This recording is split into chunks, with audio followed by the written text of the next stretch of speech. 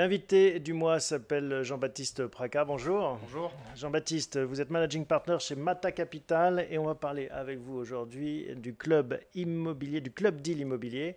Alors c'est vrai que c'est quelque chose avec lequel monsieur, madame, tout le monde n'est pas forcément familier. On va peut-être rappeler déjà le principe générique d'un club deal. Alors c'est assez simple en fait, c'est proposer un investissement à un nombre restreint d'investisseurs qui vont acquérir ensemble un ou plusieurs actifs immobiliers.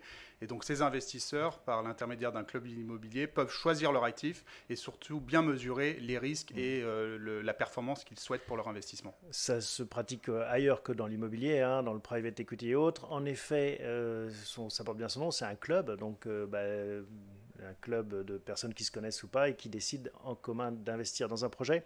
En général, c'est plutôt réservé à certains investisseurs qui ont plutôt les poches profondes, qui ont un peu de moyens. À partir de quel montant on peut envisager de faire partie d'un club deal? Alors exactement, ce sont des investissements qui sont plutôt proposés à une clientèle de professionnels ou assimilés professionnels. Donc vous pouvez investir, les épargnants peuvent investir à partir de 100 000 euros dans ce type de produit.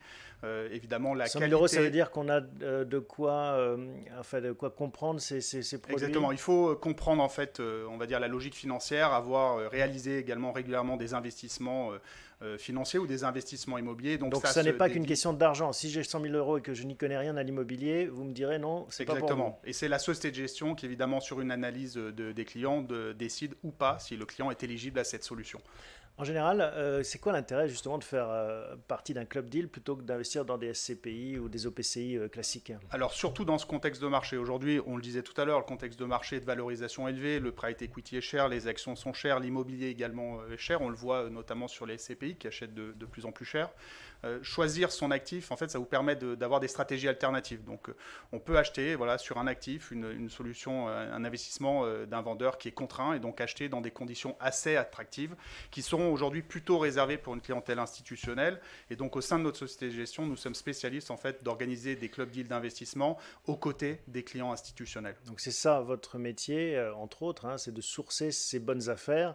J'imagine que le principe est simple. Si on investit sur un seul deal, en effet, le rendement peut être plus élevé, mais bon, il y a plus de risques que dans un panier plus diversifié. Exactement, il y a plus de risques, mais comme on choisit en fait cet investissement, on peut mesurer le risque et donc faire le bon investissement. On parle de quelle rentabilité? C'est par rapport aux 4%, 4-5% de SCPI? Alors aujourd'hui, nous, nos club deals sont proposés en fonction du risque, bien évidemment, de l'investissement immobilier, mais on travaille plutôt sur des TRI entre 8 et 12% par an. Donc pour sortir du 10% en moyenne, comment est-ce que vous faites? Il faut bien acheter, vous le disiez? C'est ça, il faut bien acheter, il faut trouver des vendeurs qui sont contraints, qui sont obligés de vendre, qui ont besoin de vendre dans des calendriers restreints. Donc on profite en fait de la situation pour acheter un immeuble. Il y en a beaucoup, ça, moins cher. Des gens comme ça actuellement? Il y en existe régulièrement. On trouve, il faut trouver, aller sur le terrain, trouver ces vendeurs. C'est souvent des successions compliquées.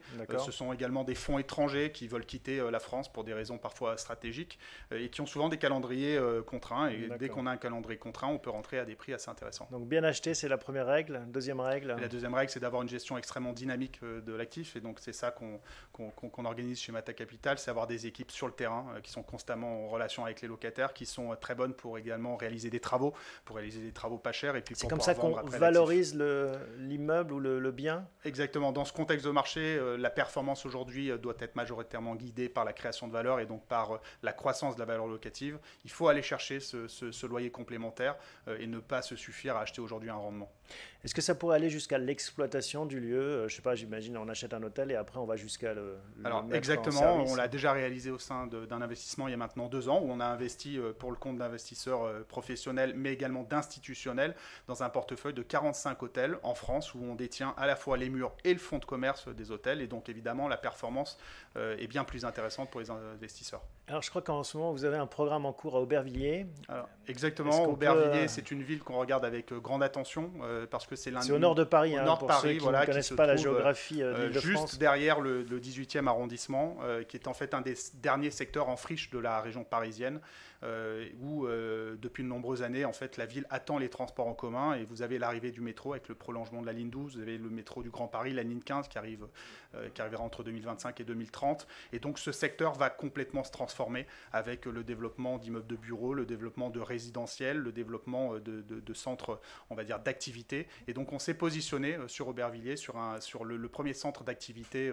d'Île-de-France qui développe à peu près 40 000 m², sur lequel on a un projet ambitieux de redéveloppement à long terme. Donc vous avez trouvé 40 000 m².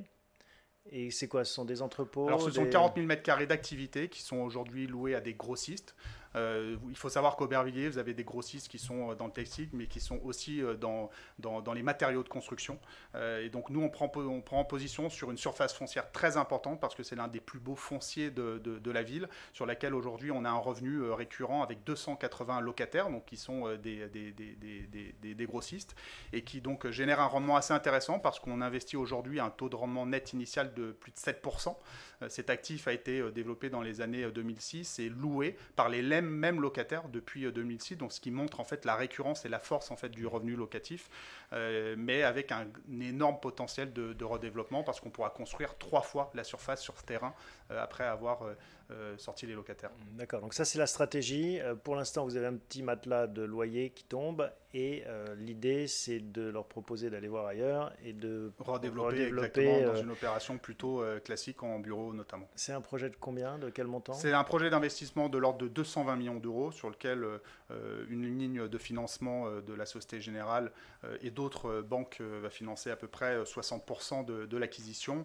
Le solde, c'est 80 millions d'euros de fonds propres qui sont investis à 50% par des investisseurs institutionnels et à 50% également par des épargnants. Il faut savoir aussi que c'est le modèle de nos sociétés de gestion. Nous, en tant que managers, nous sommes fortement investisseurs sur nos opérations et nous allons investir un ticket très important sur cette opération. De quel ordre? De l'ordre de 2 millions d'euros. D'accord, donc ça c'est le modèle en effet du private equity où, comme on dit en bon français, you put your money where your mouth is, on met son argent là où on dit qu'il faut le mettre et vous suivez le mouvement. Si je suis un particulier qui a la chance d'avoir plus de 100 000 euros sur son bas de laine, je peux rentrer dans ce programme. Alors vous pouvez rentrer directement, c'est au sein d'un OPCI professionnel, donc vous pouvez investir soit directement au sein de cet OPCI en souscrivant des parts de l'OPCI.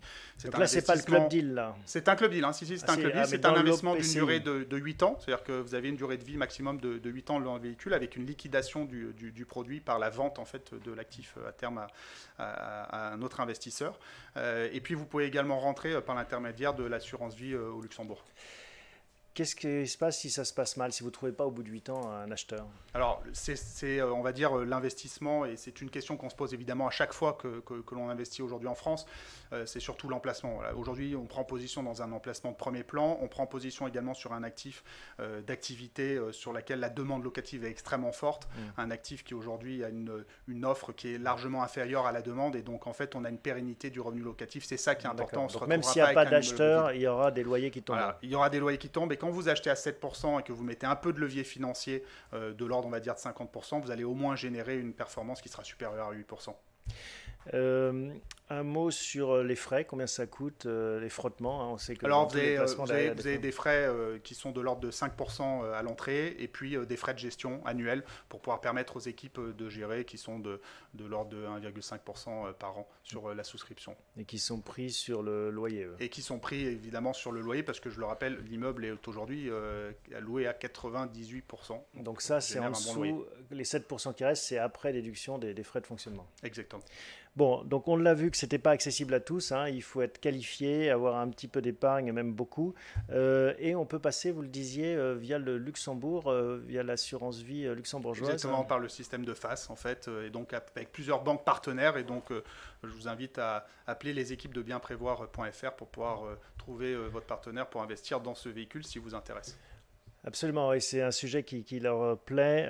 Vous pouvez en effet les contacter via leur site, vous trouvez leurs coordonnées. Merci beaucoup Jean-Baptiste de nous avoir présenté le Club Deal Immobilier. C'est en effet un animal un petit peu rare mais intéressant qui permet, comme vous l'avez bien montré, de diversifier son épargne et d'aller chercher des rendements encore plus attractifs que d'autres placements dans le même secteur. Merci beaucoup, bonne fin d'année à vous et puis vous viendrez nous raconter la suite de ce programme à Aubervilliers.